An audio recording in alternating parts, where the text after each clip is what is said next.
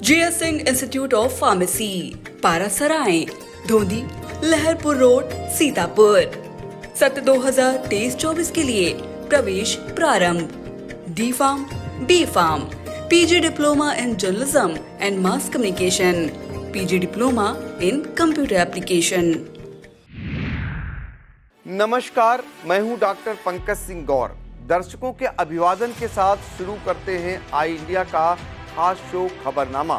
सुर्खियों वाले खबरनामे का आगाज दिन भर की बड़ी खबरों के साथ। आज के खबरनामा में बात करेंगे फिल्म आदि पुरुष को लेकर छिड़े विवाद की, अखिलेश यादव के बयान पर मायावती के पलटवार की, और होगी बात सीतापुर जिले में ध्वस्त पड़ी विद्युत आपूर्ति की। और खबरनामा के अंत में जानेंगे यूपी की नौकरशाही में जल्द होने वाले बड़े बदलाव। लेकिन पहले एक नजर सुर्खियों पर। भाजपा और सुभाषपा के मिलन में सीटों का फंसा है पेच। गीता प्रेस को सम्मान मिलने पर भाजपा और कांग्रेस में शुरू हुई बयानों की जंग। मृत शिक्षक के अभिलेख पर 24 साल तक दूसरा करता रहा नौकरी पकड़ा गया। सांसद ब्रजभूषण शरण सिंह को लेकर आपस में भिड़े महिला पहलवान। पति पत्नी और वो में फंसकर हेड कांस्टेबल की गई नौकरी। पूर्वांचल में जानलेवा बना गर्मी और लू का कहर, लगातार हो रही मौतें। यूपी पुलिस में शीर्ष पदों पर फेरबदल, 8 आईपीएस की बदली गई जिम्मेदारी। लखीमपुर में भड़के हिंदू संगठनों ने कलेक्ट्रेट में किया प्रदर्शन, सीएम को भेजा फैक्स। अब बात करेंगे विवादों के बीच चल रही आदि पुरुष फिल्म की। सपा प्रमुख अखिलेश यादव ने फिल्म आदि पुरुष को लेकर मचे विवाद पर काफी कड़ी टिप्पणी की है। उन्होंने ट्वीट कर कहा है कि एजेंडे वाली मनमानी फिल्में बनाने वालों को सेंसर बोर्ड का प्रमाण पत्र देने से पहले उनके राजनीतिक चरित्र का प्रमाण पत्र देखना चाहिए। अखिलेश यादव ने ट्वीट में लिखा है कि जो राजनीतिक आकाओं के पैसे से एजेंडे वाली मनमानी फिल्में बनाकर लोगों की आस्था से खिलवाड़ कर रहे हैं, उनकी फिल्मों को प्रमाण पत्र देने वाला सेंसर बोर्ड क्या धृतराष्ट्र बन गया है। आदि पुरुष फिल्म का कहीं समर्थन हो रहा है तो कहीं विरोध। सीतापुर में भी इसका विरोध शुरू हो गया है। अपने विवादित बयानों के लिए चर्चा में रहने वाले खैराबाद स्थित बड़ी संगत के महंत बजरंग मुनिदास ने आदि पुरुष फिल्म को लेकर फिर विवादित बयान दिया है। फिल्म के डायलॉग राइटर मनोज मुंतसिर शुक्ला के बारे में उन्होंने कुछ कहा, वह आपको नहीं सुना सकते। यही नहीं, महंत बजरंग मुनिदास ने मनोज मुंतसिर शुक्ला और अभिनेता सैफ अली खान के लिए कहा कि जो एक जूता मारेगा उसे 1 लाख और 20 जूता मारेगा उसे 20 लाख रुपए दूंगा। यही नहीं, इससे पहले महंत बजरंग मुनिदास ने ट्वीट कर चेतावनी दी थी कि सीतापुर के SCM सिनेमा हॉल में आदि पुरुष फिल्म नहीं लगेगी, क्योंकि इसे सिर्फ अराजक तत्व देखेंगे और देखकर हिंदू समाज की भावनाओं को आहत पहुंचाएंगे, जिससे सिर्फ अपराध बढ़ेगा और कानून व्यवस्था बिगड़ेगी। इसके बाद SCM की ओर से पुलिस को भी अवगत करा दिया गया। उधर महंत ने फिर बयान जारी कर मंगलवार को सुबह 10 बजे SCM सिनेमा हॉल पहुंचने का ऐलान कर दिया है। इससे माहौल बिगड़ने की संभावना बनती जा रही है। यूपी की सियासत में सपा और बसपा के बीच छिड़ी बयानों की जंग थम नहीं रही है। अब बसपा सुप्रीमो मायावती ने अखिलेश यादव के NDA बनाम PDA वाले बयान को लेकर उन पर हमला बोला है और PDA का मतलब परिवार दल अलायंस बता दिया है। मायावती ने कहा कि इनके PDA का वास्तव में अर्थ परिवार दल अलायंस है, जिसे स्वार्थ में यह पार्टी सीमित है, इसलिए इन वर्गों के लोग जरूर सावधान रहें। बीजेपी सांसद ब्रजभूषण शरण सिंह के मुद्दे पर महिला पहलवानों में ही आपस में जुबानी जंग शुरू हो गई है। पहलवान साक्षी मलिक द्वारा लगाए गए आरोप पर पहलवान बबीता फोगाट ने जबरदस्त पलटवार किया है। साक्षी मलिक और उनके पति सत्यव्रत ने शनिवार को एक बयान में कहा था कि पहलवानों को धरने पर बैठने की अनुमति दिलाने में बबीता फोगाट और राणा ने उनकी मदद की थी। यह आरोप लगाने के बाद भाजपा नेता और पहलवान बबीता फोगाट ने साक्षी पर कांग्रेस की कठपुतली होने का आरोप लगाते हुए कहा कि उन्हें जंतर मंतर पर प्रदर्शन की अनुमति दिलाने में उनका कोई योगदान नहीं था और जो कागज साक्षी दिखा रही थी उसका मुझसे दूर दूर तक कोई लेना देना नहीं है।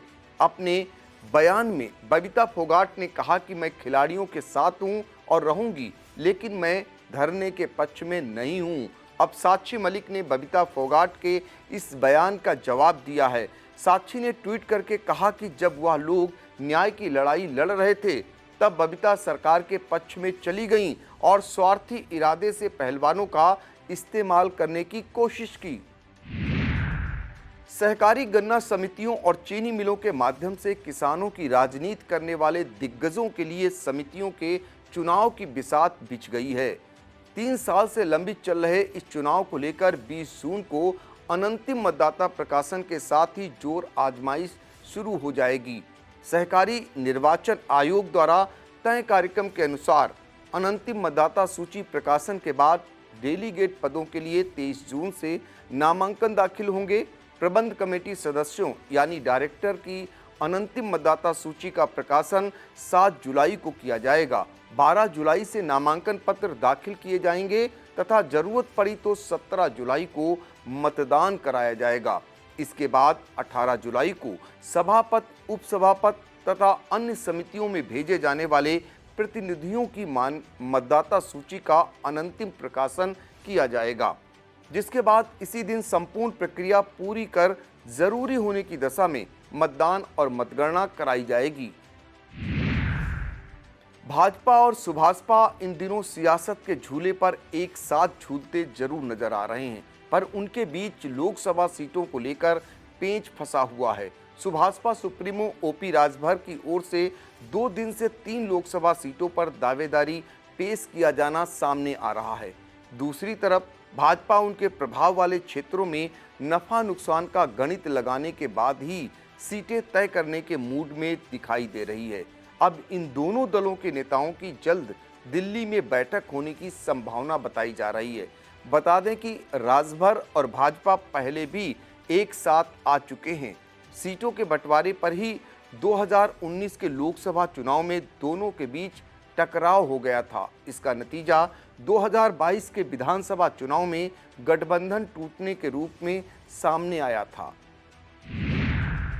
भाजपा यूपी की सभी 80 सीटें जीतने का लक्ष्य लेकर अपनी कवायद कर रही है। ऐसे में करीब 2 दर्जन से ज़्यादा सीटों पर राजभर मतदाताओं की अच्छी खासी संख्या देखते हुए भाजपा के लिए सुभाषपा को नज़रअंदाज करना आसान नहीं है। राजभर ने भी भाजपा नेतृत्व पर दबाव बनाने के लिए पूर्वांचल व अवध क्षेत्र की 28 लोकसभा सीटों पर अपनी पकड़ का ब्यौरा रख दिया है। बता दें कि सीतापुर की मिश्रिक के अलावा बाराबंकी, कैसरगंज, बहराइच, श्रावस्ती, गोंडा और सुल्तानपुर सहित पूर्वांचल को मिलाकर लोकसभा की 28 सीटों पर राजभर जाति के मतदाता बड़ी संख्या में हैं। बेसिक शिक्षा विभाग के खेल निराले हैं। यहाँ फर्जी शैक्षिक दस्तावेजों के सहारे शिक्षक बन जाने के सैकड़ों मामले हैं। कहीं कहीं तो अभिलेख दूसरे के और नौकरी दूसरा कर रहा है जैसा मामला भी सामने आ जाता है। अब एक इससे भी बड़ा खुलासा हुआ है। इसमें फर्जीवाड़ा करके एक मृत शिक्षक की जगह पर 24 साल तक दूसरा व्यक्ति शिक्षक के पद पर नौकरी करता रहा। मामले में जब शिकायत हुई तो प्रकरण खुलकर सामने आ गया। यह मामला यूपी के मुजफ्फरनगर जिले का है। बता दें कि मेरठ के दयालपुर निवासी ज्ञानेंद्र की नियुक्ति बेसिक शिक्षा विभाग में शिक्षक पद पर हुई थी। 19 नवंबर 1999 को जब वह अपना नियुक्ति पत्र लेने जा रहा था, उसी बीच एक हादसे में उसकी मौत हो गई थी। कुछ दिन बाद मेरठ के ही हस्तिनापुर निवासी ओमपाल सिंह ने मृत ज्ञानेंद्र के शैक्षिक अभिलेखों में फर्जीवाड़ा कर खुद को उसके स्थान पर प्रस्तुत कर दिया, जिसके बाद इसे नगला खेपड़ के प्राथमिक स्कूल में नौकरी मिल गई थी। यह सिलसिला 24 साल चलता रहा। इसी बीच IGRS पोर्टल पर एक शिकायत मिलने के बाद जब जांच की गई तो सारे राज्य से पर्दा उठ गया। पति पत्नी और वो का मामला कभी भी आसान नहीं रहा है। जहां पर यह तीन नाम एक साथ आए, कोई बड़ा बखेड़ा खड़ा जरूर हुआ है। अब एक ऐसे ही मामले में यूपी पुलिस के एक हेड कांस्टेबल को नौकरी से हाथ धोना पड़ गया। मौजूदा वक्त पड़ोसी जिला लखीमपुर के नवसृजित उचौलिया थाने में तैनात मुख्य आरक्षी संतोष सिंह भदौरिया वर्ष 2017 से 2019 तक सीतापुर के कमलापुर थाने में कार्यरत थे। यहीं पर तैनाती के दौरान मुख्य आरक्षी की पत्नी ने उस पर दूसरी शादी कर लेने का आरोप लगाते हुए एसपी सीतापुर से इसकी शिकायत की थी। शिकायत की जांच शुरू होने के बीच ही संतोष सिंह का तबादला लखीमपुर जिला में हो गया। आगे की जांच लखीमपुर के एएसपी नेपाल सिंह ने पूरी की। इस जांच में दोषी पाए जाने के बाद मुख्य आरक्षी को पुलिस अधीक्षक के निर्देशानुसार बर्खास्त कर दिया गया है।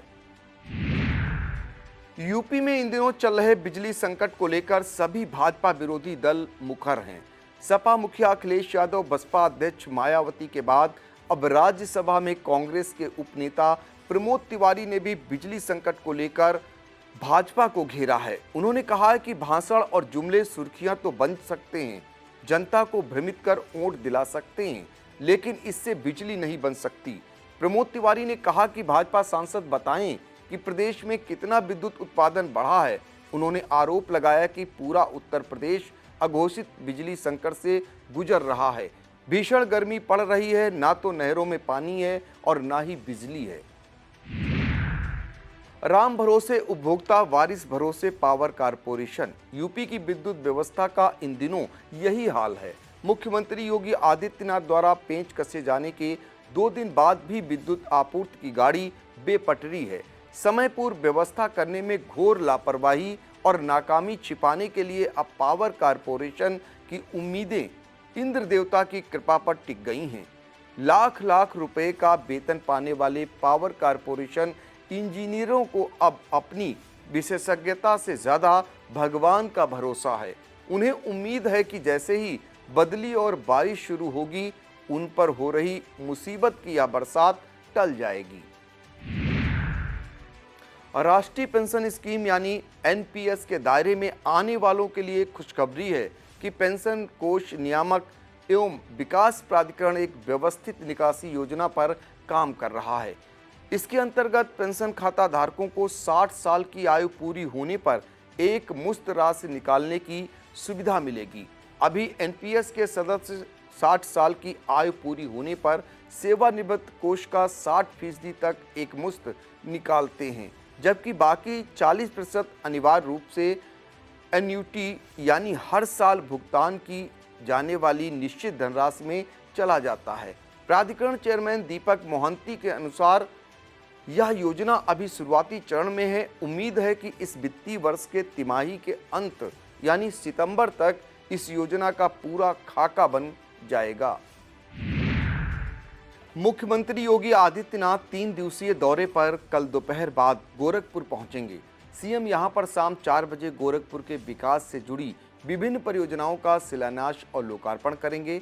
गोरखपुर के रामगढ़ ताल स्थित महंत दिग्विजयनाथ पार्क में जनसभा का आयोजन किया गया है।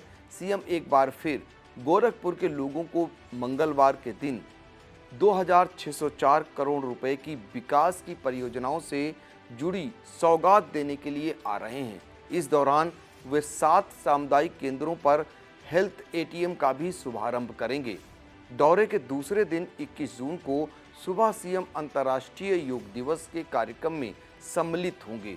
22 जून को मुख्यमंत्री योगी आदित्यनाथ रामगढ़ ताल के चंपा देवी पार्क के सामूहिक विवाह कार्यक्रम में 1500 जोड़ों को आशीर्वाद देंगे। यूपी के पूर्वांचल में गर्मी और लू का कहर जानलेवा बना हुआ है। प्रतापगढ़, वाराणसी और देवरिया जिलों से भी कई लोगों की मौत गर्मी और लू की वजह से होने की बात सामने आ रही है। इसी बीच स्वास्थ्य निदेशालय से पहुंची 2 सदस्यीय उच्च स्तरीय टीम ने बलिया अस्पताल में हुई मौतों के कारणों की जांच पड़ताल शुरू कर दी है। बलिया जिला अस्पताल में 10 से 18 जून के बीच 124 मौतों की जो पुष्टि हुई है, यह संख्या लगातार बढ़ती जा रही है। भाजपा विरोधी पार्टियां सपा और बसपा बलिया के हाल को लेकर योगी सरकार को घेर रही हैं। बसपा सुप्रीमो मायावती ने बलिया व अन्य जिलों में भीषण गर्मी से होने वाली मौतों की खबरों को अति दुखद बताया है। वहीं सपा प्रमुख अखिलेश यादव ने भी यूपी की स्वास्थ्य व्यवस्था पर गंभीर सवाल खड़े किए हैं। बलिया जिला अस्पताल पहुंचे निदेशक स्वास्थ्य doctor AK Singh, doctor KN Tiwari और संयुक्त निदेशक डॉक्टर मोहित कुमार की टीम भी फिलहाल इनकी इतनी मौतों की वजह बताने में नाकाम है। अब पोस्टमार्टम रिपोर्ट देखने के बाद ही कुछ तय कर पाने की बात कही जा रही है। यूपी पुलिस में शीर्ष पदों पर तैनात IPS अफसरों के कार्यक्षेत्र में बड़ा बदलाव किया गया है। शासन के निर्देश पर 8 IPS की जिम्मेदारियां बदल दी गई हैं। इस कड़ी में IPS नीलाब्जा चौधरी को लखनऊ कमिश्नरेट के संयुक्त पुलिस आयुक्त अपराध एवं मुख्यालय के पद से कानपुर कमिश्नरेट में इसी पद पर तैनाती दी गई है।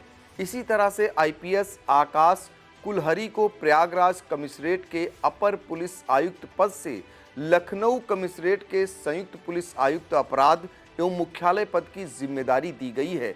IPS रविशंकर छवि को गौतम बुद्ध नगर कमिश्नरेट के अपर पुलिस आयुक्त पद से पुलिस उप महानिरीक्षक लोक शिकायत मुख्यालय पुलिस महानिदेशक लखनऊ के पद पर स्थानांतरित किया गया है।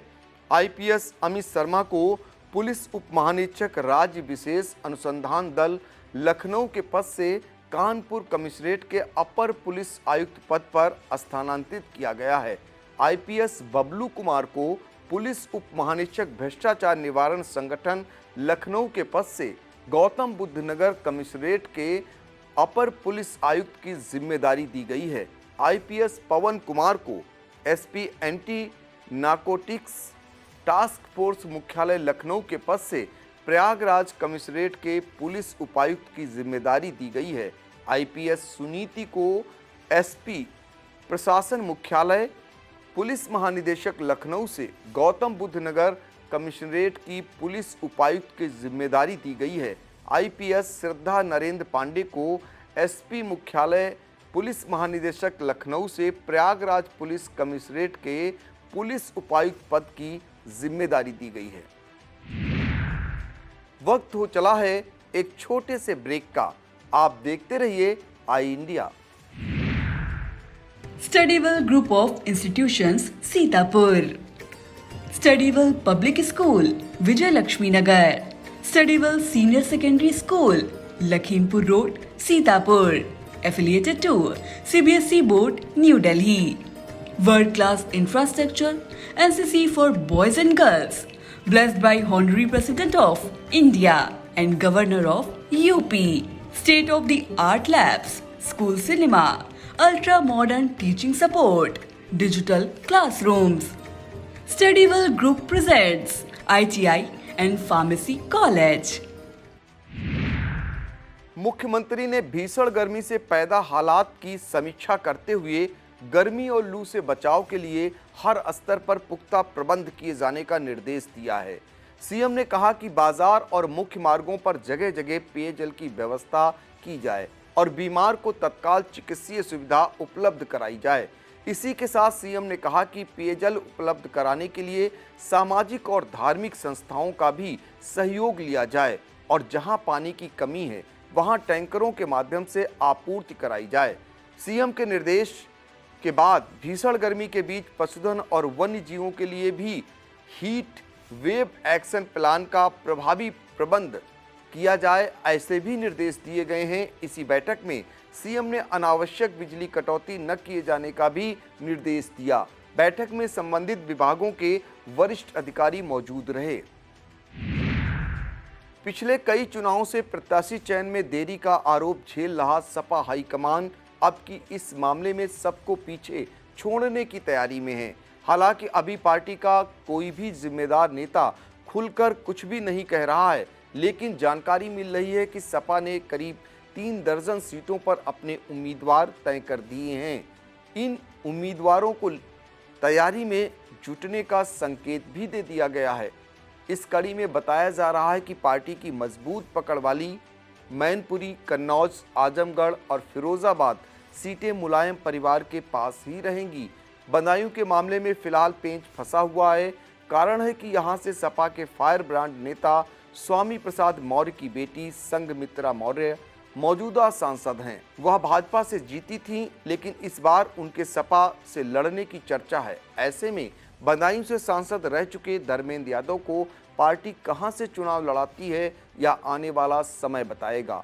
इस पूरी खबर को जानने के लिए हमारे आई इंडिया यूट्यूब चैनल पर लोकसभा चुनाव में समाजवादी पार्टी से कौन कहां से लड़ेगा, यह नाम हुए लगभग तय शीर्षक से प्रकाशित खबर देखना न भूलें। प्रधानमंत्री नरेंद्र मोदी की अध्यक्षता वाली बैठक में सांस्कृतिक मंत्रालय द्वारा गोरखपुर के प्रतिष्ठित गीता प्रेस को वर्ष 2021 का गांधी शांति पुरस्कार दिए जाने का निर्णय लिया गया। लेकिन यह निर्णय लिए जाते ही भाजपा और कांग्रेस के बीच जुबानी जंग छिड़ी हुई है। कांग्रेस महासचिव जयराम रमेश ने ट्वीट कर गीता प्रेस को गांधी शांति पुरस्कार दिए जाने को एक उपहास और सावरकर गोडसे को पुरस्कार देने जैसा बता दिया है। इसे लेकर दिल्ली से बीजेपी सांसद मनोज तिवारी ने कहा कि गीता प्रेस की वजह से ही रामचरितमानस और वाल्मीकि रामायण जैसे ग्रंथ घर घर पहुंचे। कांग्रेस को तो राम के नाम से ही चिढ़ है, तो कांग्रेस उसका समर्थन कैसे कर सकती है। गीता प्रेस पर कांग्रेस महासचिव जयराम रमेश के ट्वीट से संत समाज भी भड़क गया है। अखिल भारतीय संत समिति के महामंत्री स्वामी जितेंद्रानंद सरस्वती ने इसे लेकर कांग्रेस के नेतृत्व पर हमला बोला है। स्वामी ने कहा है कि कांग्रेस का नेतृत्व बौद्धिक रूप से पूरी तरह दिवालिया हो चुका है। भगवान इनकी आत्मा को शांति प्रदान करे। स्वामी ने जयराम रमेश के बयान पर गंभीर आपत्ति करते हुए कहा कि जिस कांग्रेस द्वारा गीता प्रेस की तुलना गोडसे और सावरकर से की जा रही है, उसी कांग्रेस ने मौलाना मदनी को जीवन भर राज्यसभा में भेजा और जाकिर नाइक को देश में पाल कर रखा। अब खबरें जनपद सीतापुर से। राजधानी से सटे सीतापुर में बेपटरी हुई बिजली की आपूर्ति सुधर नहीं रही है। भीषण गर्मी में अघोषित कटौती से सोमवार को भी जनजीवन अस्त व्यस्त रहा।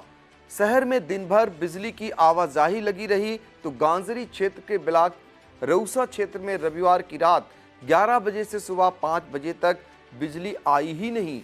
सोमवार सुबह 9 बजे से सायं 5 बजे तक कुल 5 घंटे बिजली आई। इस दौरान प्रति आधा घंटा ब्रेकडाउन और शटडाउन होता रहा। रामपुर मथुरा इलाके में पहली रोस्टिंग रात 8 बजे से 11 बजे तक, दूसरी रोस्टिंग 11:30 बजे से 1:30 बजे तक, रात 2:15 बजे से और 3:30 बजे तक रही। फिर सुबह 6 बजे से 6:30 बजे तक रोस्टिंग रही। कुल मिलाकर रात में केवल 2 घंटे ही बिजली आई, जबकि सोमवार सुबह 7 बजे से 11 बजे तक दिन में केवल 4 घंटे आपूर्ति रही। नगर पालिका परिषद बिस्वा क्षेत्र में रविवार रात से कुछ सुधार दिखा। करीब 15 घंटे लाइट रही और 2-2 घंटे की 2 बार रोस्टिंग हुई। इसके अलावा ट्रिपिंग, एबीसी और जर्जर तार बदलने से विद्युत आपूर्ति बाधित रही, जबकि ग्रामीण क्षेत्र में सिर्फ 4 से 5 घंटे बिजली की आपूर्ति हुई। महमूदाबाद रोड के गांव में भी 5 से 6 घंटे बिजली सप्लाई हुई। सीतापुर के नेरी हेमपुर में रविवार रात 12 बजे लाइट आई थी, सुबह 4 बजे चली गई थी।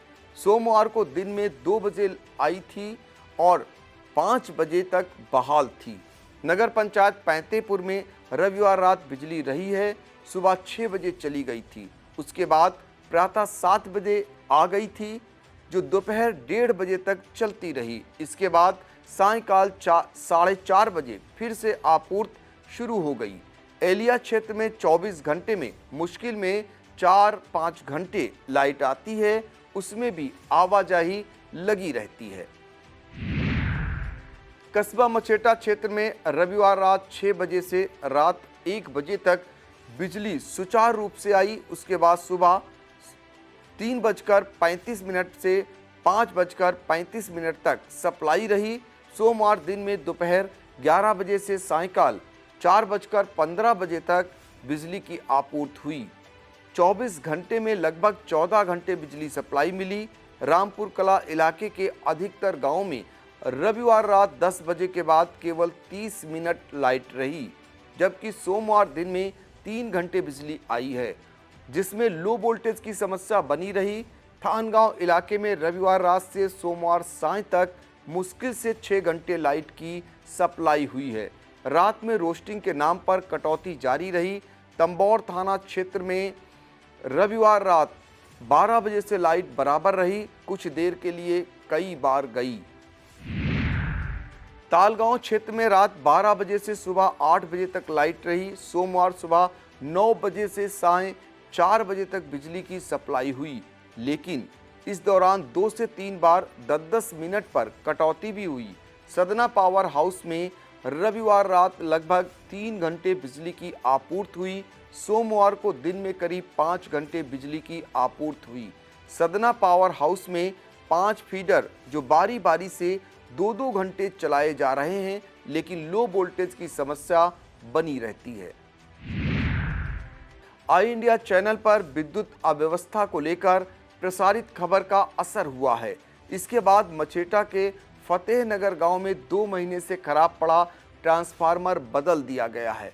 ट्रांसफार्मर बदले जाने के बाद ग्रामीणों में हर्ष की लहर दौड़ गई है और उन्होंने अपनी समस्या उठाने के लिए आई इंडिया को धन्यवाद दिया है। भारतीय किसान यूनियन श्रमिक जनशक्ति के युवा प्रदेश अध्यक्ष मनीष त्रिपाठी के नेतृत्व में विद्युत अव्यवस्था को लेकर सीतापुर डीएम अनुज सिंह का ध्यानाकर्षण किया गया। प्रतिनिधिमंडल ने बिजली न मिलने से फसलें सूखने सहित तमाम दिक्कतों से डीएम को अवगत कराया। मनीष त्रिपाठी ने बताया, यदि समस्या का जल्द निदान न हुआ तो आने वाली 23 जून को अशासी अभियंता विद्युत वितरण खंड द्वितीय और अधीक्षण अभियंता कार्यालय का घेराव किया जाएगा। इस प्रतिनिधिमंडल में अभिषेक त्रिपाठी, गंगाराम यादव, धर्मेंद्र सिंह यादव और अमित तिवारी आदि मौजूद रहे। सीतापुर कलेक्ट्रेट सभागार में गौ संरक्षण और गौ आश्रय स्थलों के संचालन हेतु गठित कमेटी की बैठक आयोजित की गई। इसकी अध्यक्षता डीएम अनुज सिंह ने की। इस दौरान डीएम ने गौवंश संवर्धन और गौ संरक्षण में जो भी समस्या हो उसे दूर किए जाने का निर्देश दिया। इसी के साथ गौशालाओं में विद्युतीकरण, पानी, हरे चारे आदि की भी व्यवस्था सुनिश्चित की उपलब्धता की समीक्षा करते हुए कहा कि नेपियर घास ज़्यादा से ज़्यादा लगाई जाए, जिससे पशुओं को हरा चारा मिलता रहे। इस बैठक में DDO Harishchandra Prajapat, CBO DPRO Manoj Kumar और बीएसए अजीत कुमार सहित संबंधित अधिकारी मौजूद रहे। सीतापुर के जिला कांग्रेस कार्यालय पर कांग्रेस नेता राहुल गांधी का जन्मदिन मनाया गया।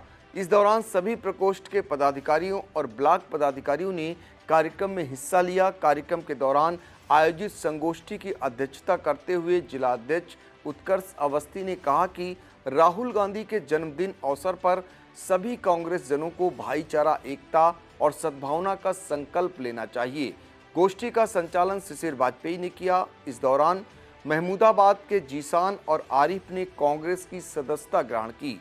गोष्ठी को तारिक फारूकी, पुष्पेंद्र सिंह चौहान, निर्मला चौधरी, संजय दीक्षित आदि ने भी संबोधित किया। कार्यक्रम के दौरान बड़ी संख्या में कांग्रेस जन मौजूद रहे। इसी के साथ जन्म दिवस को लेकर अंबेडकर पार्क में वृक्षारोपण भी किया गया। महमूदाबाद में रिलायंस ट्रेंड्स प्रतिभा सम्मान समारोह आयोजित किया गया। हाई स्कूल टॉपर छात्रा प्रियांशी सोनी सहित विभिन्न विद्यालयों के 2 दर्जन से अधिक मेधावियों को सम्मानित किया गया। इस दौरान मुख्य अतिथि के रूप में एसडीएम मिथिलेश त्रिपाठी ने मेधावियों को मेडल व प्रमाण पत्र प्रदान करते हुए शुभकामनाएं दी।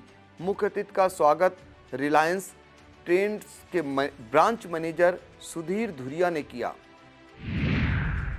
अन्नपूर्णा साहित्य संगम की साप्ताहिक काव्य गोष्ठी का आयोजन संस्थान अध्यक्ष नवीन त्रिवेदी की अध्यक्षता में किया गया।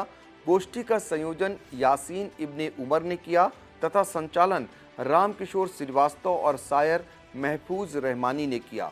इस दौरान अर्जुन श्रीवास्तव, महफूज Rahmani, AK Mishra, KP Mishra, AP Gautam, GL Gandhi, Sudhanshu Trivedi और आलोक कुमार आदि ने काव्य पाठ किया। गोष्ठी का समापन राष्ट्रगान के साथ किया गया।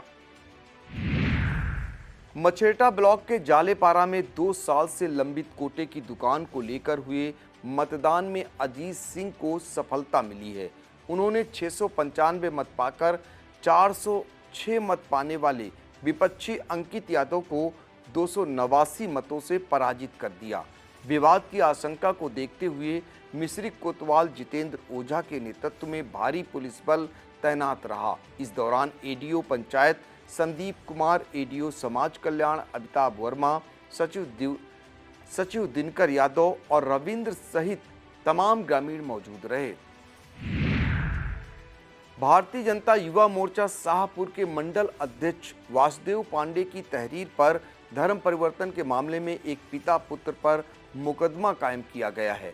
लहरपुर कोतवाली पुलिस केस दर्ज कर मामले की जांच पड़ताल में जुट गई है। इस मामले में गरीबों को बहला फुसलाकर पैसों का लालच देकर धर्म परिवर्तन कराए जाने के प्रयास का आरोप लगाया है। अब खबरें जनपद लखीमपुर खीरी से। लखीमपुर के जिलाधिकारी महेंद्र बहादुर सिंह ने बैठक में गुणवत्ता युक्त उर्वरकों की पर्याप्त उपलब्धता सुनिश्चित कराए जाने का निर्देश दिया है। कृषि विभाग से संबंधित इस बैठक में 55 फुटकर उर्वरक विक्रेताओं को पीओएस मशीन का वितरण करते हुए डीएम ने कहा कि उर्वरकों की बिक्री सिर्फ पीओएस मशीन के माध्यम से ही की जाए और किसी भी किसान को अन्य उत्पाद खरीदने के लिए मजबूर न किया जाए। लखीमपुर में बेटी बचाओ बेटी पढ़ाओ योजना को लेकर जिला महिला अस्पताल और सीएससी पर कन्या जन्मोत्सव का आयोजन किया गया। इस दौरान नवजात बालिकाओं के अभिभावकों को बेबी किट, मिष्ठान, कैलेंडर और बधाई पत्र आदि का वितरण किया गया। इस दौरान एडीजे और सचिव जिला विधिक सेवा प्राधिकरण दीपेंद्र कुमार सिंह प्रथम, डीपीओ संजय कुमार निगम, सीएमएस डॉक्टर ज्योति मल्होत्रा ने कहा कि सभी अभिभावक अपने बेटियों के प्रति जागरूक बने और उन्हें आगे बढ़ने का मौका दें। सनातन आस्था पर लगातार कुठाराघात होने का आरोप लगाते हुए लखीमपुर के कई हिंदूवादी संगठन संजय मिश्रा के नेतृत्व में जिलाधिकारी महेंद्र बहादुर सिंह से मिलने और ज्ञापन देने पहुंचे। इस दौरान तमाम संगठनों के लोग कई घंटों तक डीएम कार्यालय के बाहर प्रदर्शन करते रहे, लेकिन डीएम कार्यालय से बाहर नहीं निकले। इसके बाद संगठनों की ओर से अपना ज्ञापन मुख्यमंत्री को फैक्स कर उनसे मिलने का समय मांगा गया है। यूपी की नौकरशाही में जल्द बड़ा बदलाव सामने आ सकता है। इसकी वजह 4 वरिष्ठ अफसरों का इसी माह रिटायर होना है। सीनियर आईएएस डॉक्टर प्रशांत त्रिवेदी, आलोक कुमार प्रथम, आनंद कुमार और संजय आर भुसरेड्डी जल्द सेवानिवृत्त होने वाले हैं। इसी के साथ पीसीएस अफसरों में अभय कुमार मिश्रा, देवी दयाल, उदय सिंह और दिवाकर सिंह भी इसी माह रिटायर हो जाएंगे। रिटायर होने वाले यह अफसर एक साथ 2 या 3 अहम विभागों की जिम्मेदारी संभाल रहे थे। ऐसे में इनके विभाग किसी सीनियर आईएएस को न देकर अलग अलग अफसरों को देने की नीति बनी तो कई अफसरों को तैनात करना पड़ेगा। इसके अलावा खराब प्रदर्शन करने वाले 1 दर्जन से ज़्यादा और एक ही जनपद में 3 साल से ज़्यादा समय से तैनात 80 से अधिक पीसीएस अधिकारियों को भी बदला जा सकता है। यह था आज का खबरनामा। हमें दीजिए इजाजत। नमस्कार।